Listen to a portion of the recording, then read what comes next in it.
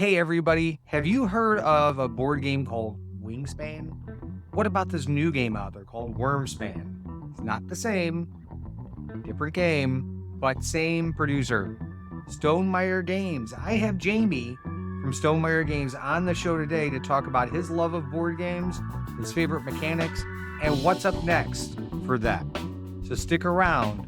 That interview starts now.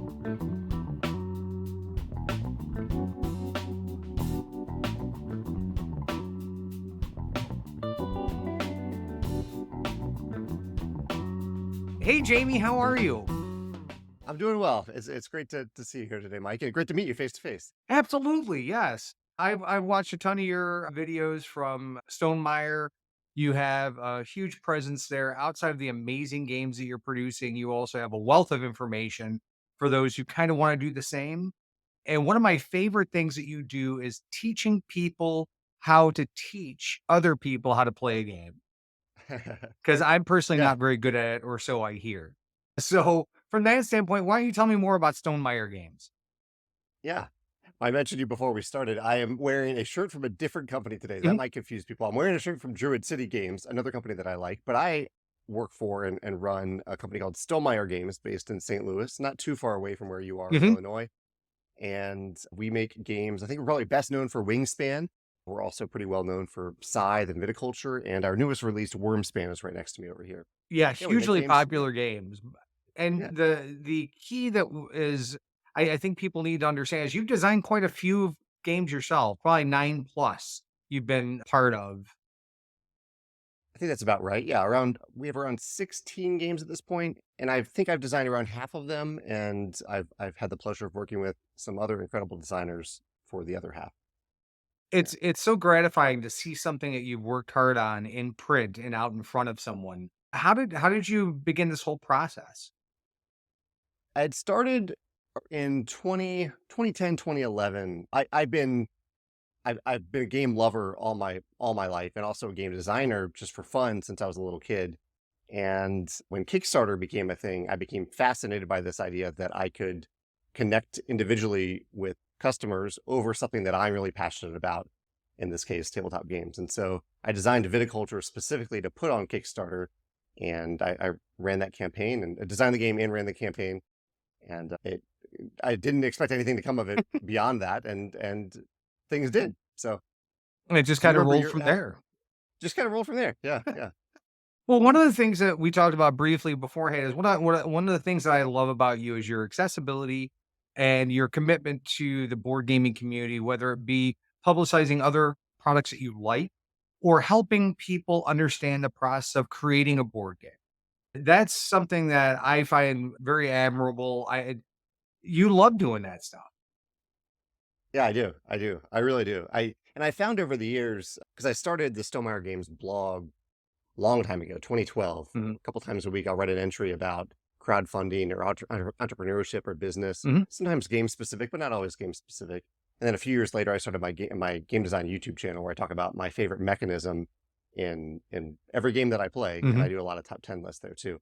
But I found that in particular, I like sharing my experiences, whether they're good or bad. Like I like sharing the mistakes that I've made, ways that I've stumbled along the way, just as much as the things that I've stumbled into and have worked out, so that other people can learn from those experiences. That I found those resources lacking when I was starting out, and Mhm. so I'm glad to be one of many people providing those types of resources. But I'm glad to have the opportunity to do that.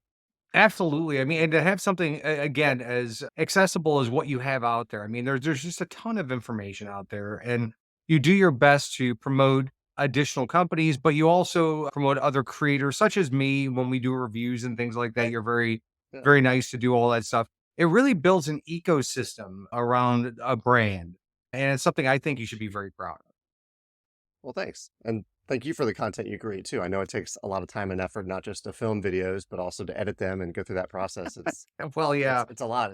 Yeah. yeah, it can be indeed. And, so out of all the games out of the games that you have worked on, do you have a favorite?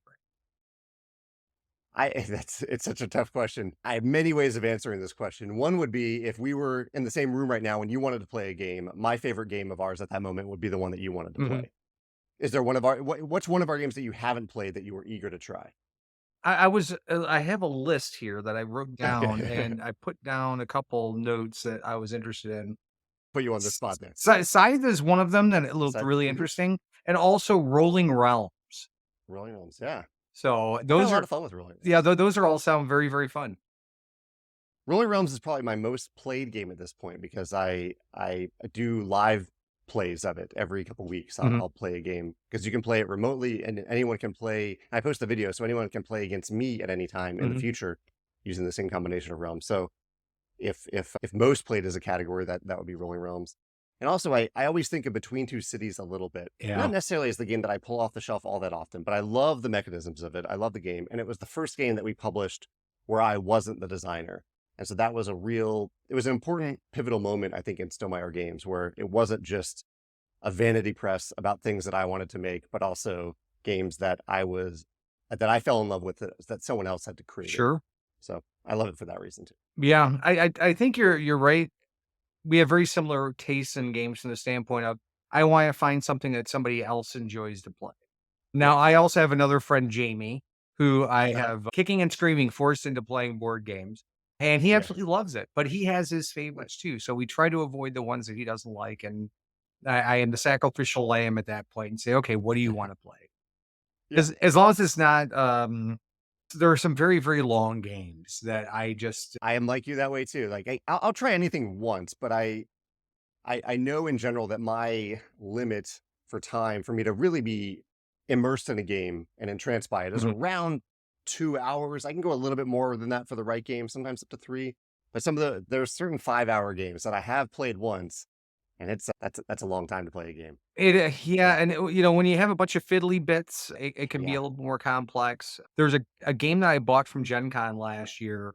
I won't mention his name, but they must have sold it by the pound because I think it was about 35 pounds Oh of wow. cardboard. I mean, it just and then on top of that, you buy the game and the rules are complex, but they continue to reference back to a different game that you didn't buy. If you know how to Uh-huh. play this game, you'll learn how to play this game. And I'm like, I don't have the other. So I Yeah. simplicity is the key as well. So that's part of the reason why we love Wormspan. We love Wingspan. Those two in particular were how I got introduced to Stonemaier games. Oh, And the nice. mechanics, as board game geeks, mechanics are key. And I think there are Yeah. some brilliant mechanics in both of those games that, if you're really watching, are something I would never be able to think about. Do you have a favorite mechanic? In any game? Yes. Or yeah, oh.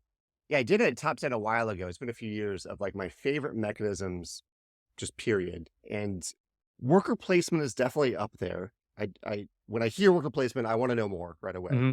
I also really love I cut you choose, and I like one-way time tracks, like in Tokaido or Mhm. Patchwork, where you're having advanced knowledge. I that always intrigues me. And engine building in general, I love in games where I feel more powerful at the end of the game than I did at the beginning of the Oh, game. yeah. So anything the game can do, there are plenty of games that I love that don't do that, but I do Mhm. love that sense of progression in games. Yeah. I'm a huge fan. There's an old game out there called Talisman, Uh-huh. and it's something I fell in love with. Part of it is it's character building. So at Yeah. the end, you have all these items, and you're just more powerful, and you're kicking butt, and it's a lot more fun. It's always, Yeah. especially if you're spending 2 hours at a table, you want to be able to see that you've accomplished something. Absolutely. And that way, even if you don't win, you've built something or you've created something that you can look back down on. I get a lot of satisfaction from looking at what I created during the game, whether or not I won or lost. Yeah, absolutely. Yeah. One of the things you also touched on is you guys have a huge digital presence as far as your games go. So people have multiple avenues to play this, whether they have the game physically or they want to play it virtually with their friends from anywhere in the world. Yeah, that's been something that's emerged over the last few years. We have full digital versions of games like Wingspan, Mhm. Viticulture, Scythe, Charterstone, Between Two Cities, Between Two almost half of our games I think have full digital versions at this point. Mhm. And then we have Board Game Arena, which has really emerged over the last few years of being a way to connect with people by playing games digitally with them as well. And we work with Tabletopia. Tabletopia has like the physics-driven version of our games on their platform. Mhm. Do you have a go-to digital game or platform that you use when Yeah, you're looking for that? that's a good question. I mean, Steam had some things that were there was a virtual board game thing that was popular or was just getting off the ground a while back that I kind of played around with.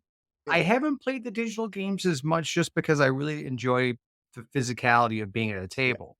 But we have friends who are in Iowa and kind of throughout the Midwest, and I have friends throughout the world who there are days where Mhm. I'm like, man, I really wish I could play a game with them. And so Yeah. I've been starting to look more at those options.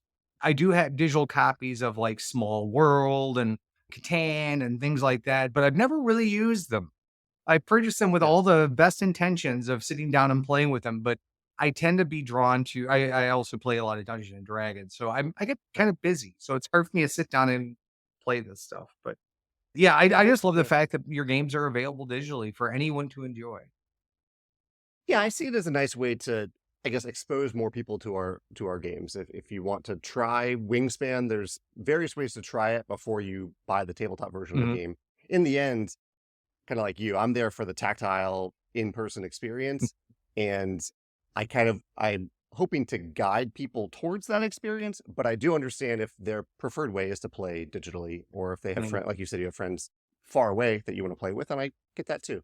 So Right. I like giving people options. Yeah, absolutely, and that's basically what I found throughout the website experience over at Stonemaier. There's just tons of options.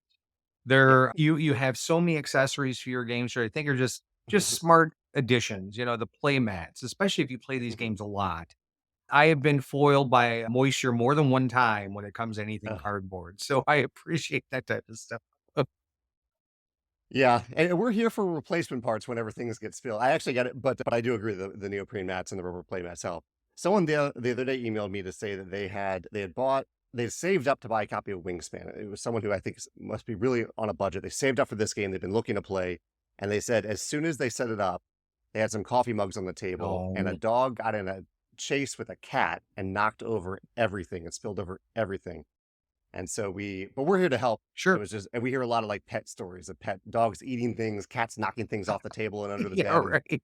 And we're a pet driven company. So we're here to help.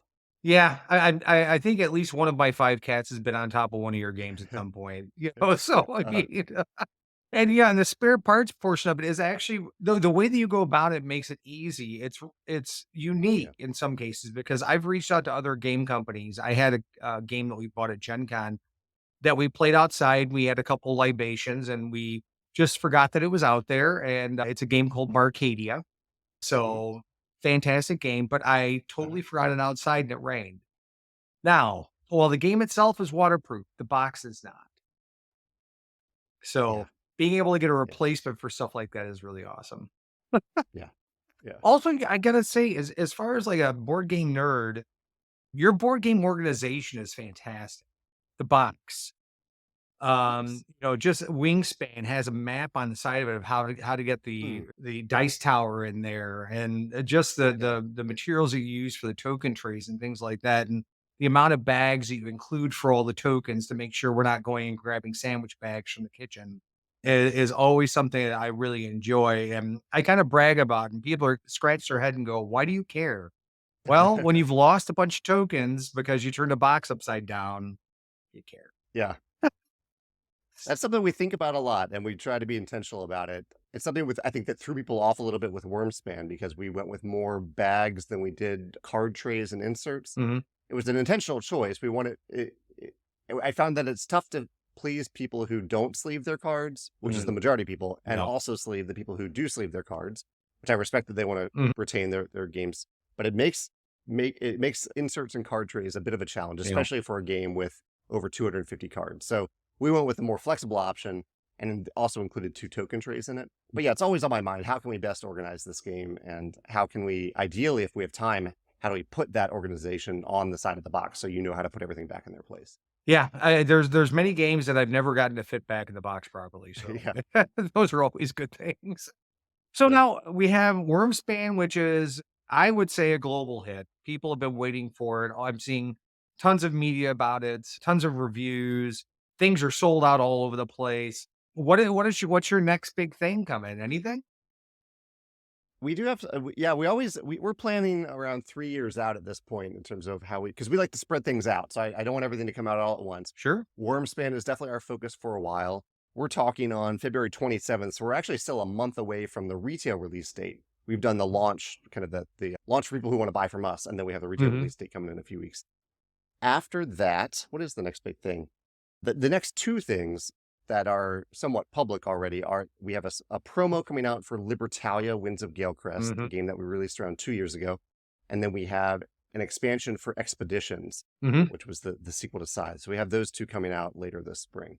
I'm excited about both. Libertalia, my husband and I loved it. We thought it was a lot of fun. Yeah. We brought our friend Jamey over to play, and he didn't complain once about it. So, I mean, he's almost like for somebody who doesn't play board games all the time, if he likes it, it's got to be good. So That's nice. But yeah, we love Libertalia. So is it a re-release, or is there an expansion coming, or? It's just a small promo. Okay. I'll give you the scoop. I haven't said this out loud, but you'll get the scoop here, Mike, because it is very small. I've been trying not to hype it up too much because it's just a new set of tiles, double-sided tiles that you can use. The tiles have the different abilities for the loot tokens in the game. So it's a new set of those tiles that you can use for either solo play. We have a solo play set, and then we have a multiplayer set in the promo pack. So kind of, because we included, 40 characters in the game. There wasn't much more that we felt we needed to put in the game, but a little more variety from the tiles we thought could be a fun fit. Well, I mean, and I got to tell you, having those tiles and having them double-sided, you want to talk about replayability, it's through the roof. I mean, it's already there, but I mean, adding additional tiles, that really changes win conditions and it adds some real craziness to that game. My husband hates when I use the word devious because I tend to overuse it, but it really is a devious little game. Oh, yeah. That's absolutely the right word for Libertalia. Yeah. It's like, because, we had my review, I was talking about how you all start out with the exact same characters. I'm going, I don't know how this is going to work out. But it's almost like a memory game. If you don't keep track of what other people are putting down, you can really be hosed at the end. So, yeah. I mean, that's what made me fall in love with the game 12 years ago and made me want to do our own edition when we had the opportunity to work on that. Yeah, I'm glad you all enjoy it. So much fun. So much fun. So much fun. Well, I appreciate you coming on today. I really do. Again, your accessibility and your time is something that I commend, and I cannot wait to see what else you produce. And hopefully we'll be able to, sit down again and talk about another release here soon. That would be incredible. Keep up the great work, Mike. I really appreciate it. What your channel is doing to uplift and elevate people who, I have a platform. I have a lot of people that listen to me, but there are a lot of people that don't have that opportunity. So I think it's wonderful that you're doing that. I appreciate that. And what shirt are you wearing today? Oh, yeah, this is Druid City. So this is James Hudson. They're known for Tidal Blades is maybe their biggest game. And they have Tidal Blades 2 coming out later this year, which I'm really excited about. James was very kind to send me this shirt. So, yeah. Well, I'll put links down below so you go check out their games too. Cool. So, but again, I appreciate you coming on. Thanks so much. And hopefully we'll talk soon. Sounds great. Thanks, Mike.